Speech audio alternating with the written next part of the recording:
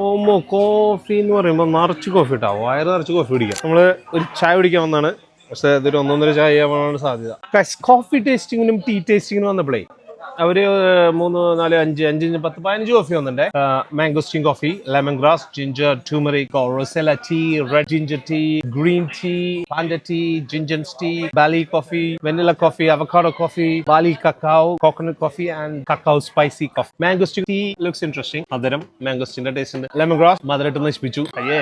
Ginger tea നാട്ടിലത്തെ പോലത്തെ ചുക്കന്റെ ഒരു സ്ട്രോങ് സ്ട്രെങ്ത് ഒന്നുമില്ല, ജിഞ്ചർ ആണെന്ന് പറയാം. ടൂമറിക് ഞാൻ കഴിച്ചു നോക്കുന്നില്ല. റൊസേല കഴിച്ചു നോക്കാം. റൊസേല ടീ ഒരു ഫ്ലവർ ആണ് കേട്ടോ, ഒരു ഹൈബിസ്കസിന്റെ പോലെയൊക്കെ ഉണ്ട് നമ്മുടെ നാട്ടിലെ ചെമ്പരത്തിന്റെ ടീ ഒക്കെ. റെഡ് ജിഞ്ചർ ടീ ഞാൻ കഴിച്ചിട്ടില്ല. ചുവന്ന ഇഞ്ചി, ഇതാണ് ഈ ഇഞ്ചി കുടിച്ച കൊരങ്ങന്റെ മുഖം എന്ന് പറഞ്ഞിട്ടുള്ള ഒരു കാര്യമില്ല. ഗ്രീൻ ടീ നമ്മളെപ്പോഴും കഴിക്കുന്നതാണ്. പാൻഡ ടീ കഴിക്കാം, നമ്മുടെ വീട്ടില് ബിരിയാണിയിലൊക്കെ ഇടുന്ന സർവ്വസുഗന്ധിയില്ലേ, അതാണ് ഈ സംഭവം. ജിഞ്ചൻസ് കോഫി ഭയങ്കര ഹെൽത്ത് ബെനിഫിറ്റ്സ് ഉള്ള സംഭവം എന്ന് കേട്ടിട്ടുണ്ട്. ഒരു വറുത്ത കപ്പലണ്ടിയുടെ ഒക്കെ ഒരു ടേസ്റ്റ്.